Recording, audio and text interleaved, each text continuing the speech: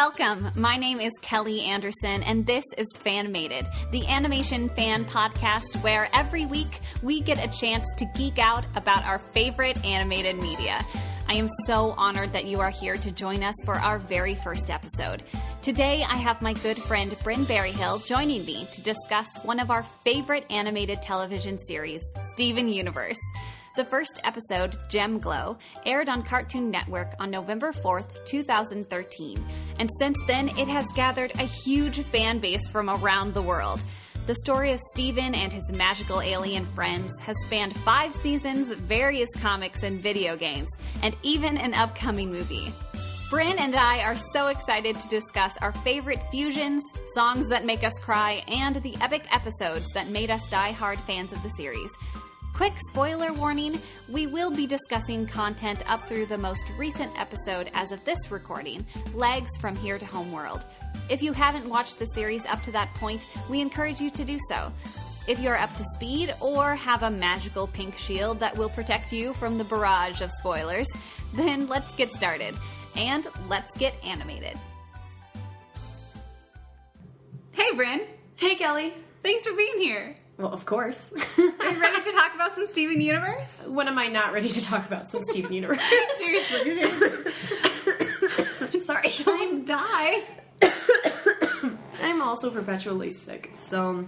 It's okay. No, I work at U-Haul, and my boss posted on Facebook, Brynn Berryhill, busiest month of the year, and she still finds a way to talk to a customer about Steven Universe. Of course. It was great. Oh my goodness. This old man in his 60s said bingo bango bongo when when he was confirming something, and I looked at him and I kind of squinted my eyes and went, Is that from Steven Universe? Yes. And he just looked so bashful. Oh no. He just looked so bashful. He was like, yes. Yes. I was like, that's amazing. And I geeked out. Yeah, I would too. Brynn, when was the first time you watched Steven Universe? / what was it? Do you remember the first episode you watched or why you started watching it? I know that it was a group of friends of mine. I think it was you, actually. I think you probably were the final straw, because a bunch of my friends had been telling me about Steven Universe, and then you were like, oh my god, Steven Universe. Which is exactly what I do to other people now. Yeah, I mean, you have to convert everybody to it's just Steven-allism. Right. No, but it was a couple years ago, I think. So I haven't been with them through the beginning till now. But yeah, so it hasn't been too long. It hasn't been too long. I want to say it's been 2 or 3 years. Because I did Stefani this was my second year doing Stefani for cosplay. Mm-hmm. And it had been... Stefani's been around since season 1. Yeah, but it'd been at least a year before I had cosplayed them. So this would be going on year 3 for Steven Universe. Year 3 of Steven Universe. Yeah. Yeah. Do you remember any, I'm just trying to pinpoint I remember... which episode... Because I'm assuming you started from the beginning and you caught up to wherever they were at. I wasn't a huge fan of the first couple episodes. I wasn't either. I know, Cookie Cat, and it's just looking at it going, uh-huh. When I first watched the first season, because I did start pretty early. Mm-hmm. When it was coming out, my Tumblr dashboard was full of Steven Universe. So that's usually how I find out about shows, is I find them on my Tumblr dashboard. And then I watch them because there's so much that I want to know. And I'm pretty sure I started in the first half of season 1 back in 2013 or whenever that came out. Because I remember when Mirror Gem and Ocean Gem came out, and that was mid-season 1 with Lapis. So, but yeah, I remember sitting through those first episodes, and I was like, oh, Steven's so annoying. I feel like they're like Doctor Who in that way. You get hooked on Tennant, and then you go back to Eccleston. Huh, yeah. Which is, well, I will say that I got hooked on Matt Smith, but this isn't a Doctor Who podcast. No, but, like, I actually went through Eccleston because I liked his dry humor. But a lot of people go from, you know, Tennant or Matt Smith, and then they go back and they can appreciate Eccleston. Right. And I would say, like, that mid-season one, like, Mirror Gym, Ocean Gym would be a good place for people to start if, you know, if they didn't like the first episodes. I say episode 12. Really? Giant Woman. Yes. That's one of my favorite episodes ever. And it's pretty early on. Yeah. It's really good for world building. So, for Giant Woman, you have the explanation of what gems are. Yes. You have our first taste of fusion. Right. You have an incredible song. Yes. And you still have, like, that depth and complexity of relationship. Yes. Because they still have an issue at the end. It's not like Pearl and Amethyst are, like, hunky-dory afterwards. Oh, we learned our lesson. I guess friendship is magic. But it's like... Because they still have, like, On the Run and all those... I mean, their relationship continues to develop. It does, but, like, at the end of this specific episode, that you can see they still have animosity towards each other, and they've taken a step. Yeah. And that is so human. Oh, my goodness, that's so sweet. It's the humanity of Steven Universe that I love. I love seeing the humanity of Steven Universe and the relationships, and I love seeing all of the, like, how real they get and how applicable it can be to to, like, real life. Oh, definitely. And I would say, too, about the beginning episodes, going back and rewatching all of it, like, it really was fundamental. Like, those beginning episodes are really important because they do. And, like, as things were coming out, obviously it's very hard to sit and wait and be in hiatus and just waiting for an episode, and then finally you get an episode and it feels like a filler. But going back and watching them all, like, through, I'm like, no, every single episode is incredibly important to develop some specific thing you need to know so that later things make sense. Yeah. And that's just wonderful, and I just love this show. I do too, and also, like, with the first season, I feel like the first season is it's so important because it's what gets people into the fandom, but it's also this kind of oddball because at the beginning of the season, they're kind of figuring themselves out and establishing the world, and then about halfway through the season, you're like, oh, this is pretty good. And then by the end of the season, you're like, what plot? What? What just happened? The plot came raining down from the sky in the shape of a hand. But it had been happening all the while, and it was just so gradual that you didn't notice that it was happening almost. And it's really easy to not notice that when you're binging. Right? Yeah. So But yeah, I tell people start from episode 12. Make your judgment once you get a decent way through season 1, which is easy. Especially that last half of season 1. And I don't know, like, I can't, you have to make it through Jailbreak, because that's when it exploded, and the whole world was like, Steven Universe! And it, like, there's a very clear pre-Jailbreak and post-Jailbreak, like, eras. Yeah, I can see that. And the fandom just exploded. So, which is great, and I'm super glad. And Jailbreak is just one of my favorite episodes, along with Full Disclosure, the one that comes after that, with Steven and Connie. Oh my gosh. What's one of the episodes that made the biggest impact on you when you first saw it? You know, this is going to sound super strange. There's of course, Here Comes a Thought.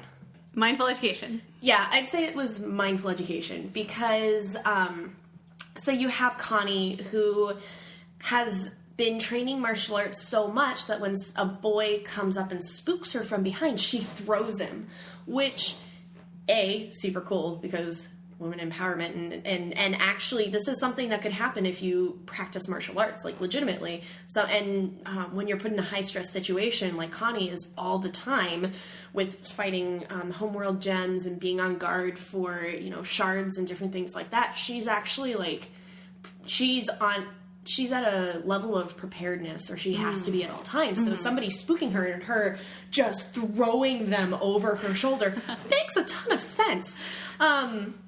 So she shows up at her fighting practice with Steven, and her mind is elsewhere because she feels so bad about, throwing this kid. She ran away.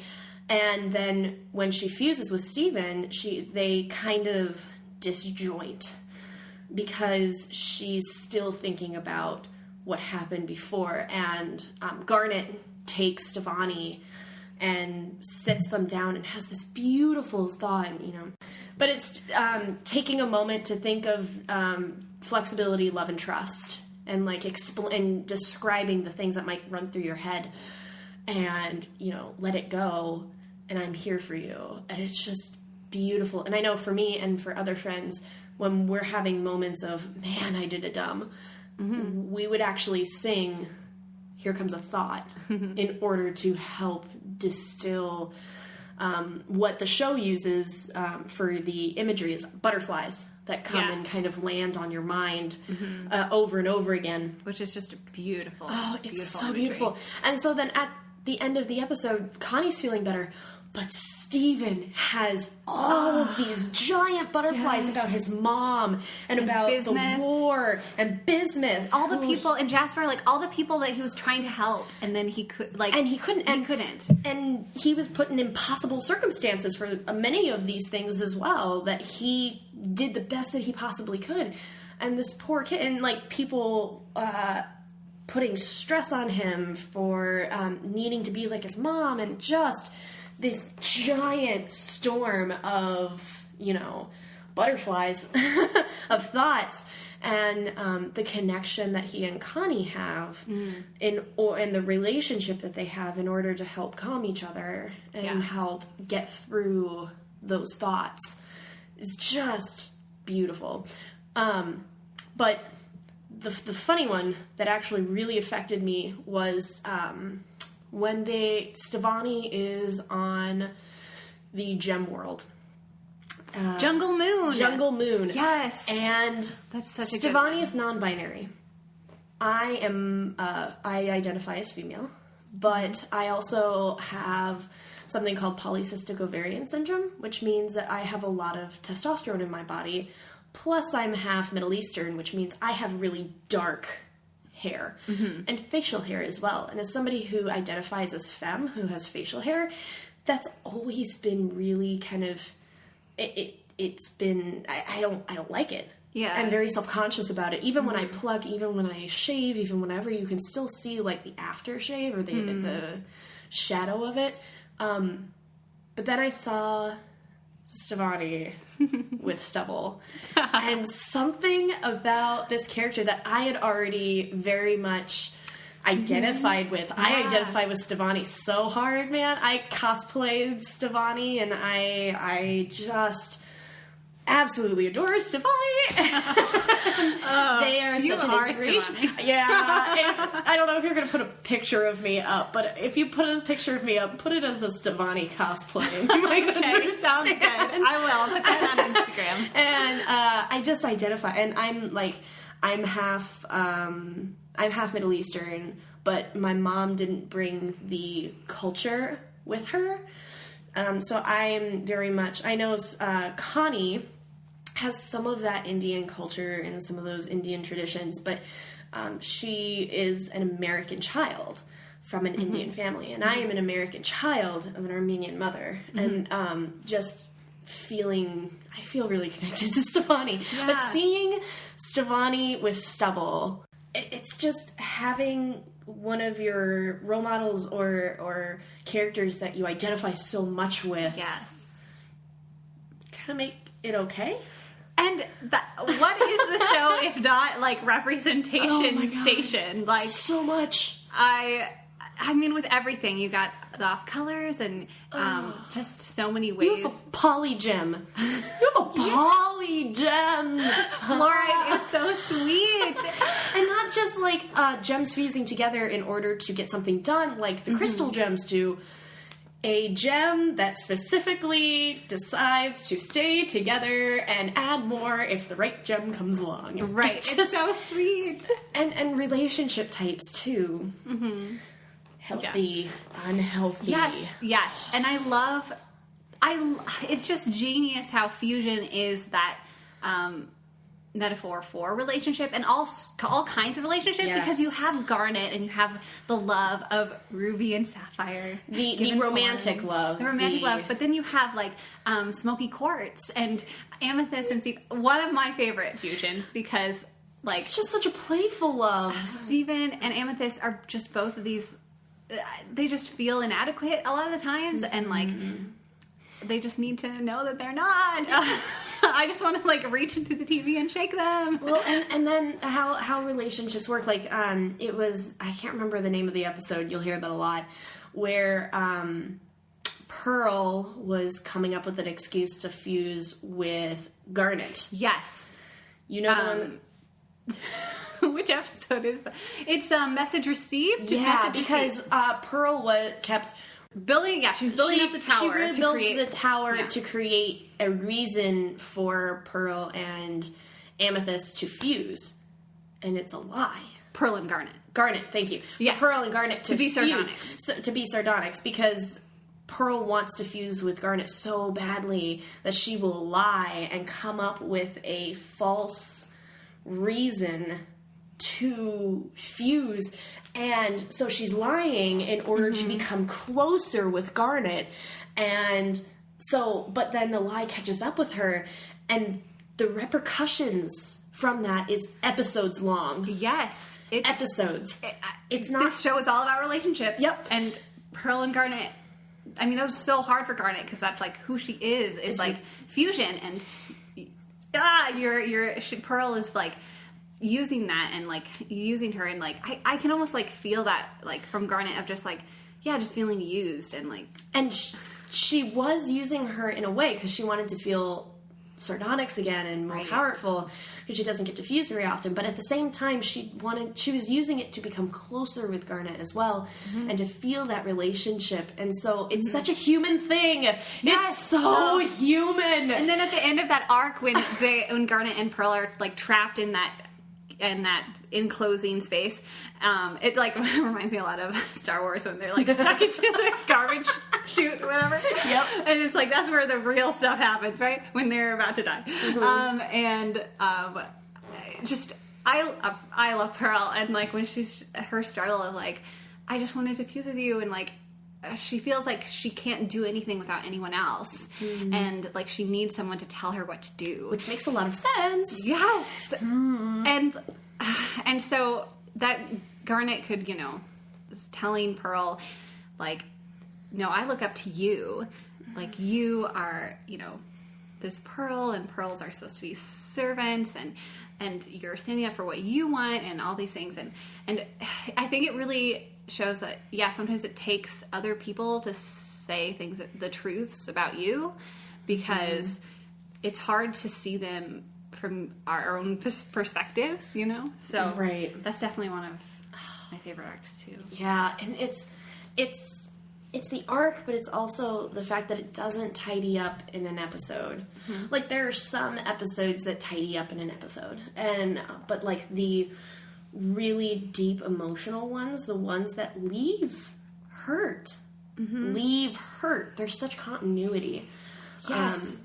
This was a 3 to 4 episode long, like Garnet not being okay with Pearl still, and even after they had that time in the garbage chute, there was still some like friction, just naturally from a friendship being tested and broken and remending, and it's so real.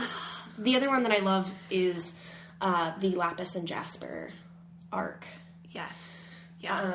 Because you tell people that Steven Universe is a kids show, and then you have Lapis who drags Jasper into the sea after fusing with her, saying, I'm going to protect the world from you.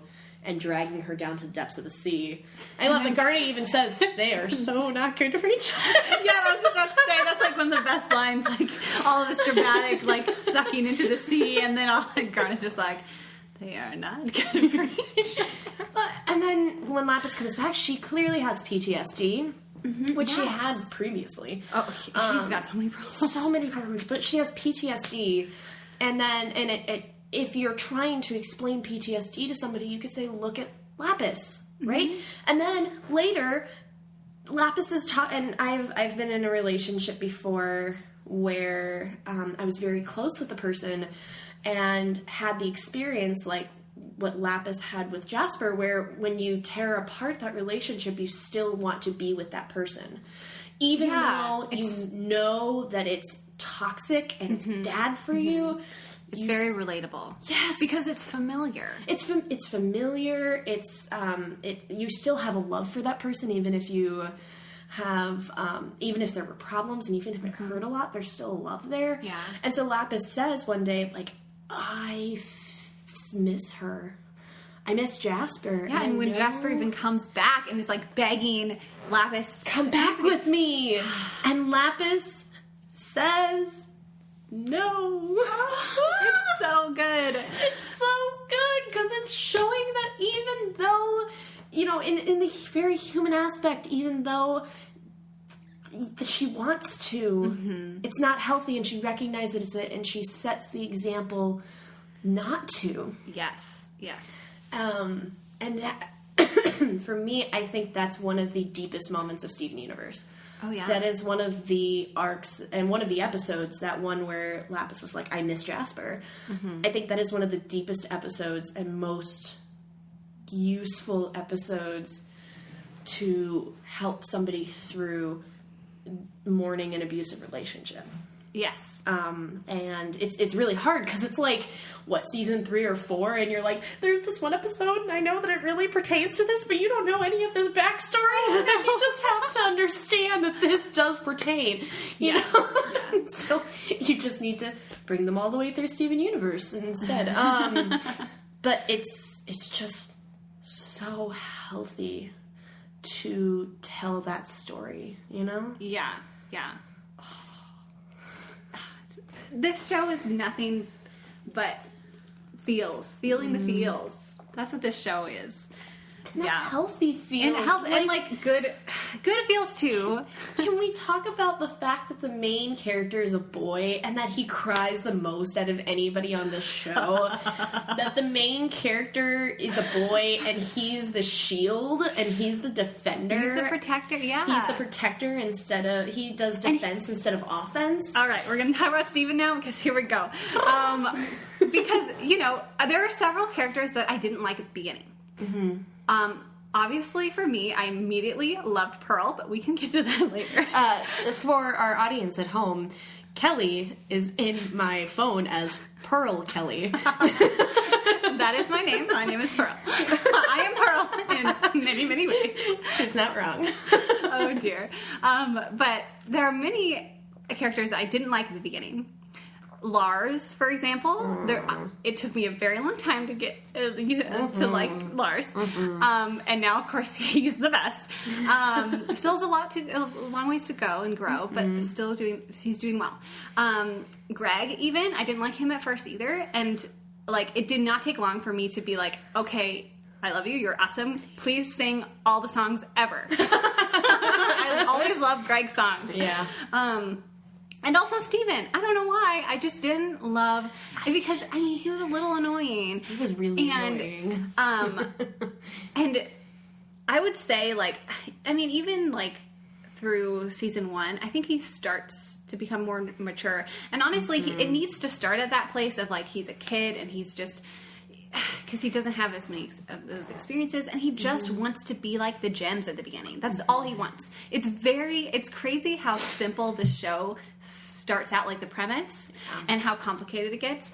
But like, Steven's character development is amazing because he starts out wanting to be like these amazing, powerful women. Yes.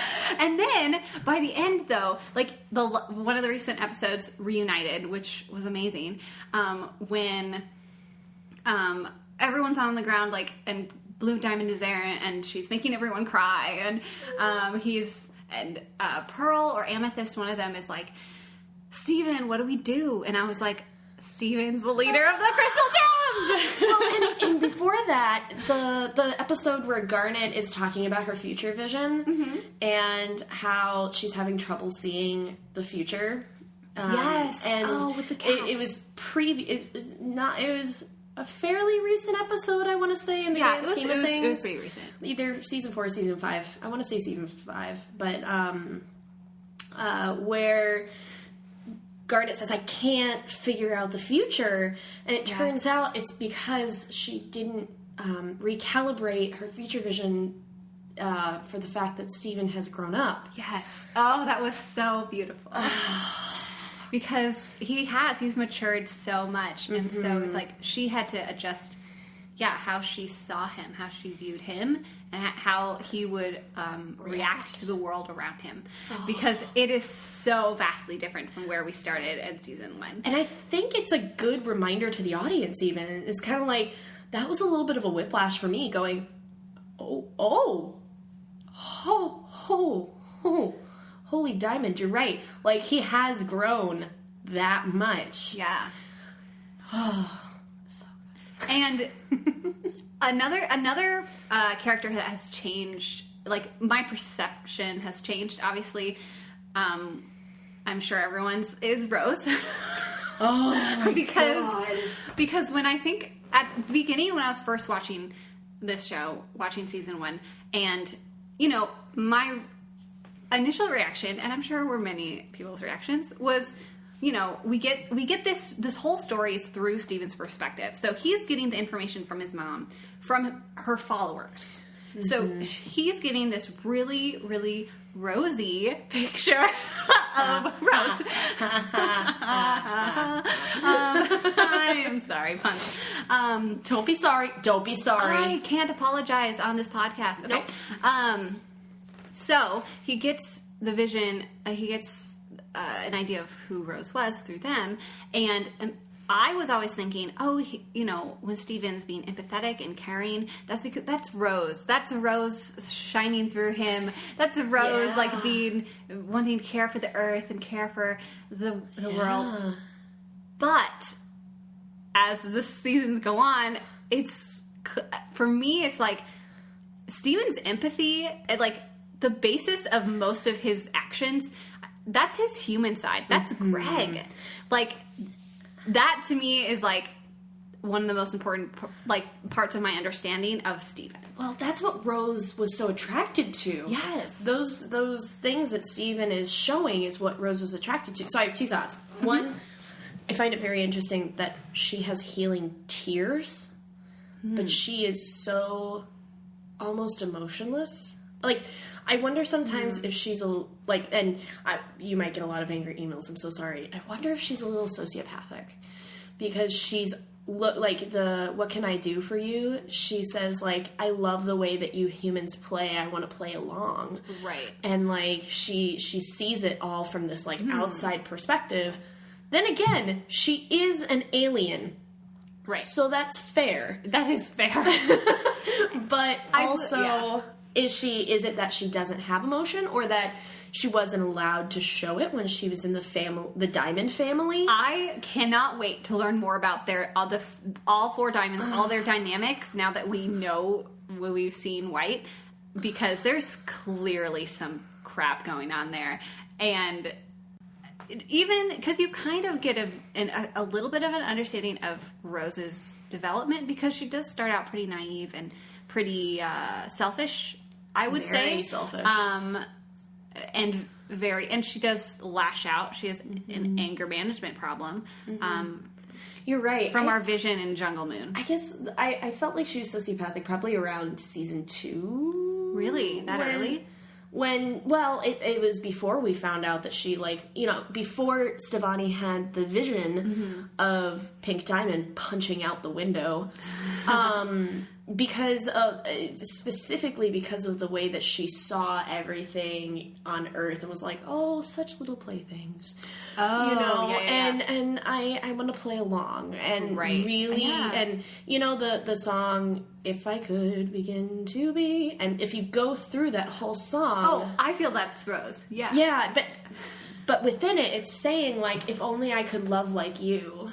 I'd do anything to love like you. But it's almost saying I can't.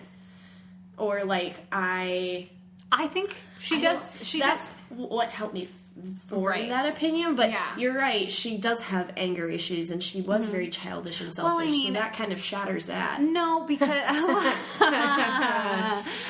because if we're thinking Rose is sociopathic, that's not a thought that I've had, but thinking about it, you can have anger. It would just only come... From selfish reasons. It would only come in certain environments with certain people, because if you're sociopathic, you're able to manipulate and put on a face in front of people, but then behind the scenes you can be that way. Yeah. I don't know if it's sociopathicness or just... I just think she was the little baby, and she was a spoiled little princess, basically. But I, through all of our flashbacks, you can clearly tell that she did grow a lot. I mean, from Pearl showing her Earth and then her realizing that Earth was being destroyed. I mean, I do genuinely think she she cares, and she cared about Greg because, when Greg was trying to fuse with her and she was like, isn't this, she didn't understand human relationships, but they talked about it, they communicated, and I think that's a good step for her. And I feel like, you look at, Lion 3 straight to video and from the point of Greg trying to fuse with her and to that point when Steven's coming, and I feel like by then Rose really did develop more and try to love like you, but I don't know if she ever was able to do it wholly, and maybe that's part of the reason she wanted Steven, because Steven can be human. Yeah. I can't wait. I can't wait to learn more about. But no, don't. I guess it's the snapshot of when I was thinking about those things that I didn't develop my understanding of Rose as all of this has been coming out. I didn't start cataloging that, but that's you're right. Yeah, and I am very excited to learn more about Pink's upbringing on Homeworld. I can tell you quite a few things about it already. Yeah. Well, let's start with White Diamond. Now that we've seen a tiny glimpse of her, and we're all dying. Creepy as heck. Yeah. Well, and the first thing that we hear is, no, you don't understand. She's not like what you think. What do they say? She's not like even the other diamonds. Yeah, she's not like us. She's different. And so that's surprising. That's whoa, okay. So whatever we thought about the diamonds and the big bads of the diamonds, they've just set up White Diamond even more. Yeah. She's clearly... And that she doesn't even let Steven talk. And Steven's way of dealing with things, ultimately, he tries to solve everything with, empathy and talking it out and, How dare he? We all just need to be more like Steven, please. Can we all just put ourselves in the other person's shoes? Okay. But because White didn't even give him a chance to speak, this is going to be a hard challenge for Steven, because I don't feel like he's going to be able to do the traditional route of, I'm going to become your best friend and I'm going to show you the goodness and humanity. Well, he tried that with Bismuth the first time, and that didn't work. And that really sent him for a loop. Well, Bismuth is different. It's different, but we've seen Steven deal with not going the best friend route. He has dealt with not being best friends. It's not the best, and he certainly doesn't like it. And the stakes are much, much higher now. But we've seen him up to that challenge before. Right. I think it's going to be a lot different because there's a power dynamic there. Yeah. Much different. And here's the biggest thing that I got. One of the biggest things I got from A Legs From Here to Homeworld. There was a lot in that episode. Yeah. Obviously, like a ton. But I have some feelings about that but we'll get there. Was White Pearl. There's something seriously wrong with White Pearl. Was it the broken eye, or like she moved, like she didn't move at all? Robot, what was it, Kelly? It was all those things, but what broke the camel's back for me was the fact that Dee Dee Magno-Hall does not voice her. She voices every other Pearl except for White Pearl. Really? And who voices White Pearl? The voice of White Diamond. Do, do, do, do. Really? Scary music plays, thunder crashes. That's really creepy. It's very creepy. So clearly, I think White Diamond is controlling White Pearl somehow. I don't really know. Yeah. Absolutely. And obviously she has more power than the other ones. Like, she just radiates it. Yeah. Literally. Well, you had a theory about the pearls, didn't you? Didn't you hear a theory about the pearls? I don't know whether it's true, but I like the thought. I like the theory that our Pearl, I'm just calling her our Pearl. Our Pearl was originally White Diamond's Pearl, and that White Pearl was originally Pink's Pearl. Because, two reasons. One, because of the gem placement, because our Pearl has a gem on the forehead, and so does White, and Pink's diamond is on her stomach, and so is White Pearl. So there's that connection, and the more, as I've been thinking about it more, because we do know that Pink, as a younger gem, did lash out in anger, I'm wondering if the damage done to White Pearl was Pink's. And so if White Pearl was originally Pink's, maybe Pink damaged her in some way, and then our Pearl was given to her.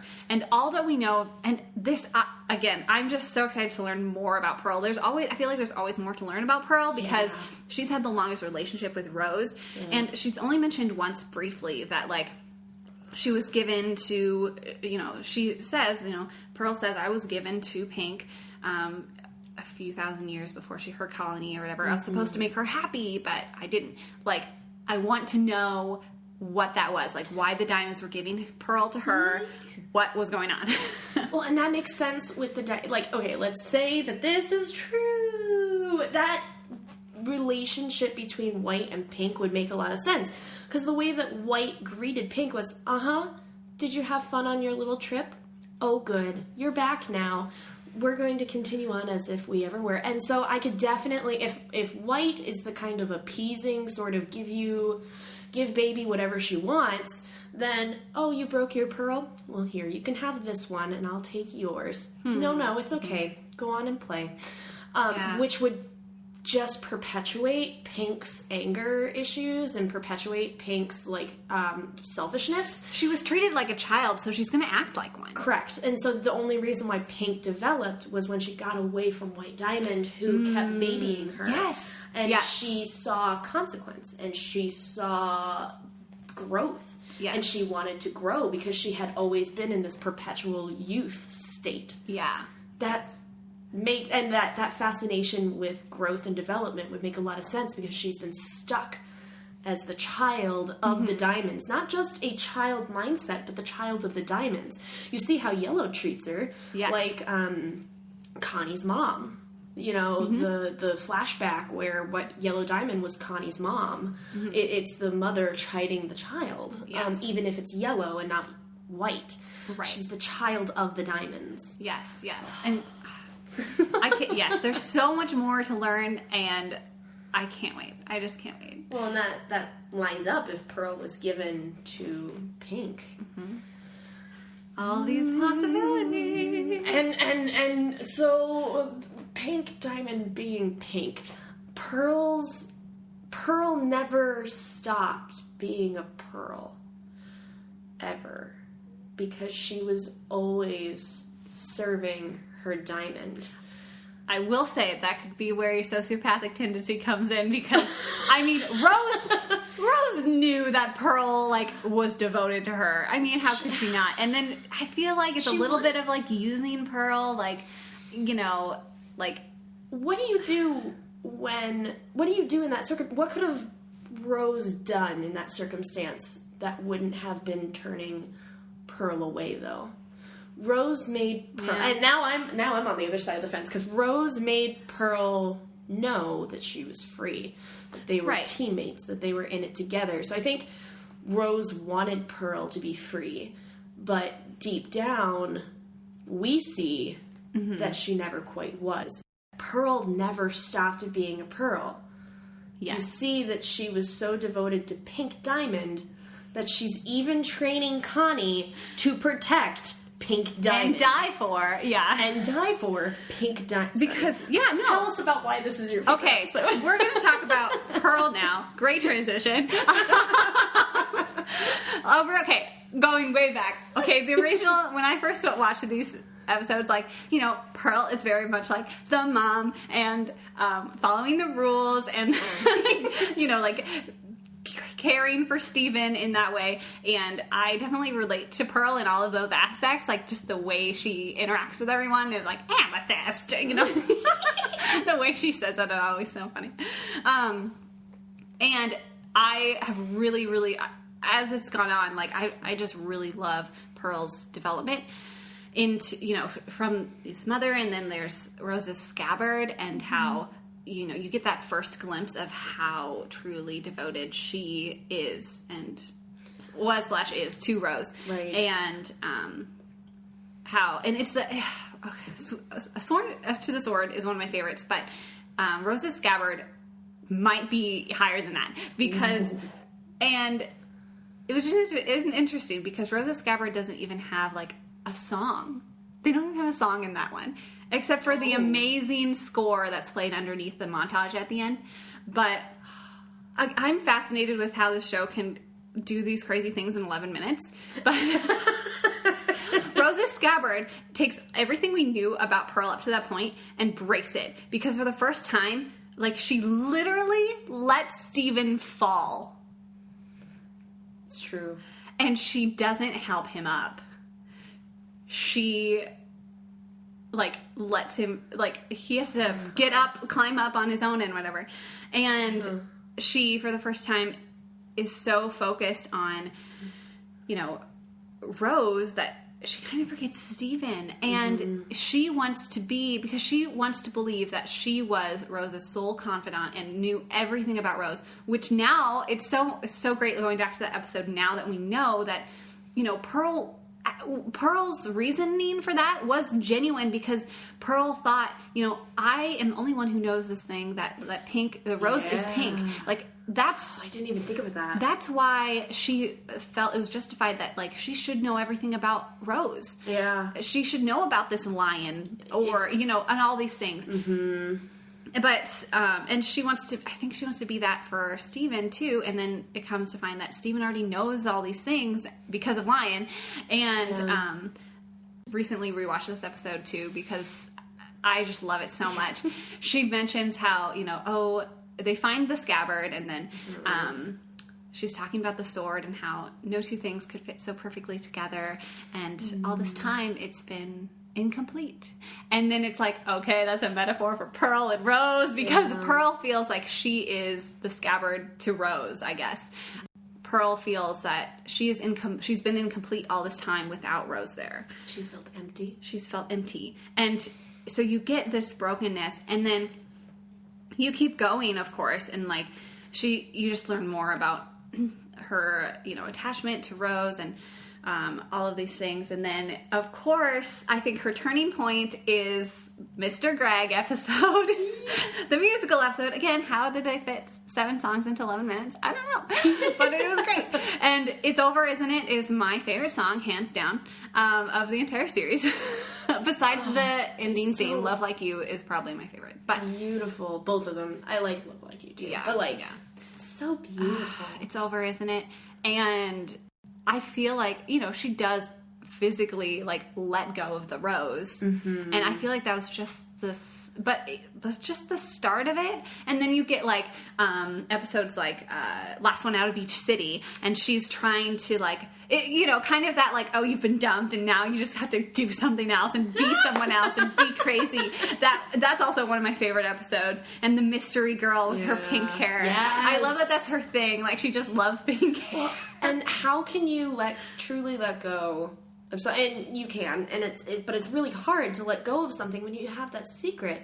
How could you find peace? And you can, again, I understand that you can, but how could Pearl find peace when she was the only one who knew that Rose was Pink Diamond? And she tries to tell him so many times. And I feel like we might even see more healing for Pearl. Pearl has a lot. Yeah. Oh, yeah. We have a lot more to go with Pearl. But if Pearl was White's Pearl, then everything there's is even crazy. more. She's got even more baggage. She's got more baggage. Oh, she poor Pearl. Poor little Pearl. She already has the most baggage out of everyone, and it's like, oh, don't give me any more.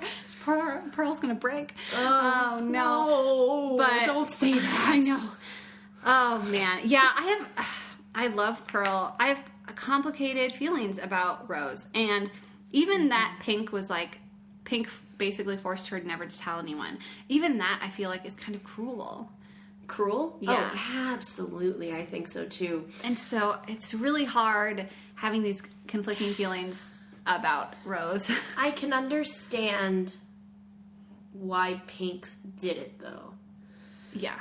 If she truly wanted to leave it behind her. She truly wanted to leave it behind, and she wanted Rose to be a symbol of hope, which we see that as soon as people found out the truth, everything starts crumbling, you know, and everybody starts to question what just happened here. You know, everybody starts to question Rose or Pink, whatever. Who knows what would have happened in the Gem War if it came out that Rose was Pink Diamond. Yeah, I mean, I have no idea how that dynamic would work. I think it would have been appropriate for Rose to have released Pearl, if not right after the war, at least, like, when they just formed their small band of crystal gems, at least before she gave birth to Stephen. Like, I know. That would have been thoughtful.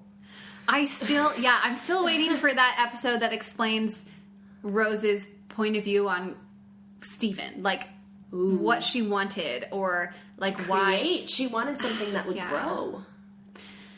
And I think I've come, because I used to be more indignant about, you know, she just created Stephen to, like, solve all of her problems. Because, you know, Which Rose is also very human. Yeah. Because Stephen even says that when he's in the room with the fake Rose. But I feel like Rose truly thought they were safe from the homeworld, that homeworld would leave them alone, because they didn't know about the cluster.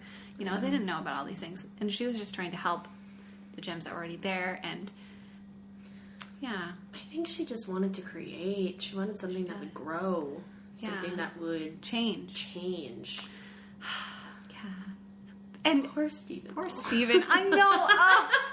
This poor child. Again, is super relatable for somebody who's lost a parent, or who is adopted, or who has complicated feelings towards their parent, or who has been, you know, there are two ways to go. Either the complete parallel for Stephen of a mother who was lost in childbirth, who everybody talks about as this wonderful person, this great artist, this great scientist, this great philosopher, whatever, and you feel like you need to live up to it, but that loss of connection or wondering who you are, at not a parallel, but like at a relatability, somebody who has to be taken away from their parent because the parent couldn't handle it, or somebody who had to go live with their aunt and uncle, or somebody who couldn't be near their parent. Those complicated feelings towards the parent that Stephen feels. Again, not a complete parallel, but there's definitely some, like, representation in there a little bit. Definitely. Yeah. So anything else you want to say? Anything else just like initial thoughts about Steven Universe? Anything from the last couple episodes? We will talk about Steven Universe again, but this is just... Oh, yeah. What was our standout characters and standout episodes were, so I think we accomplished that at least. Yeah. I would say if you haven't watched Steven Universe, or if you're listening to this and you're like, this sounds crazy, or this sounds interesting, give it a chance. Like, again, I say start from episode 12 and move forward. Now you have some of the spoilers. Now you have some of the kind of our favorite plot points. Yes. But it's still, there's, like when Kelly said that there are no filler episodes, there really are no filler episodes. Each episode builds on each other, whether you see it or not. And eventually, once you go back and look at this beautiful scape of show, then you see just such artwork in the relationships and in the music and in the animation. So music. So good. Yeah, as much as we're geeking out about it right now, I genuinely suggest you go and give it a chance. Like, go watch it. It is by far my favorite television show on air right now. It is mine too. On Cartoon Network. You can also get it on the Cartoon Network app. So go check it out. Also, if you still want to hear more about Steven Universe, 2 podcast recommendations for you. The Steven Universe podcast, obviously, because they interview all the people working on the show. Rebecca Sugar, everything she says is magic. You just need to listen to it and hear about their processes and all the little tidbits and fun things that go on behind the scenes. And then the second one is Overly Animated. They have a lot of really great podcasts focusing on specific shows and movies. They do have a specific a podcast just for Steven Universe, and they go a lot more in depth about each individual episode. So I highly, highly recommend. It's one of my favorites. What have you been watching recently, Brynn, that you've liked? Or what animated media have you been engaging in? I've been catching up on My Hero Academia. Oh! Have you watched that? I have not. Well, that's one we're going to have to watch. Which is really good. Superheroes anime, but each superhero has their limit and has a drawback. So there's one superhero who can do super electric charges, but if he goes too high of a wattage, he fries his brain for the next 5 or 10 minutes. You know, like realistic sort of limitations, as realistic as you could be with superheroes. Right. And then I've been playing video games. If you ask any of my friends, I say that I'm awful at video games. But I've been playing, I played Ico, which is beautiful.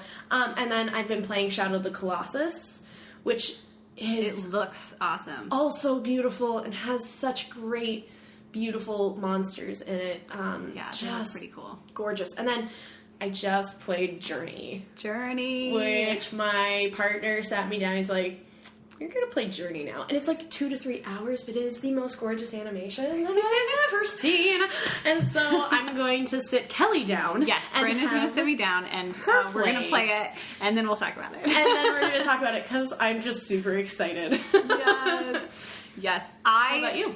Yes. I recently binged this weekend.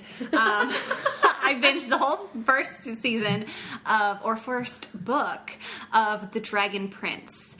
Ooh. It's on Netflix. You all need to watch it immediately, because it's created by one of the Avatar: The Last Airbender guys, and it has that feel, but it's like this whole new world of awesome. The animation is like a combination of 3D and 2D, and so it's really beautiful. I'm really excited to see what more they do with it. And then, of course, the story and the world are amazing. I would say there's just a lot of representation and a lot of biracial characters. What? It's super great. And the story is really intriguing. I can't wait to see where they go with it. Their humor is like not quite as on the nose as Avatar Last Airbender was, but I can forgive that for everything else that it is, and it's beautiful. So watch that. We'll definitely talk about that at some point. Awesome. Thanks, Brynn. You're welcome, Kelly. Thanks for having me on.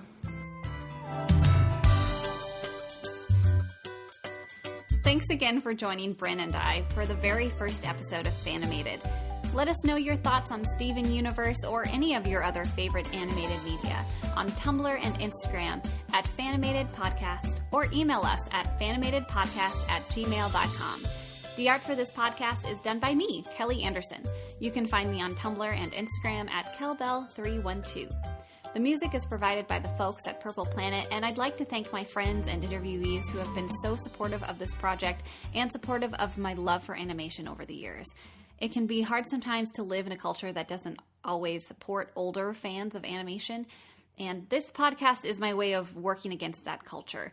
I want people of all ages to know that there are lots of us out here who feel the same way as you and support you in your enthusiasm for such a beautiful form of storytelling. A similar conversation was happening on Tumblr recently, and Bex from the blog Tangled BEA had some wonderful words on the subject.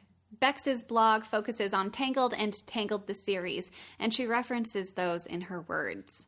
She has agreed to let me read them here for you on the pod, so here is what Bex said. It's no secret that I'm in my late 30s, 38 as I type this, and honestly, it's only been since just before the series started that I decided to not try to hide how much I love Tangled from my family, and to stand up to them if they decided to tease me about it. On an almost monthly basis, I try to convince my dad that animation is legitimate storytelling, and that there's no shame in an animated movie making him cry.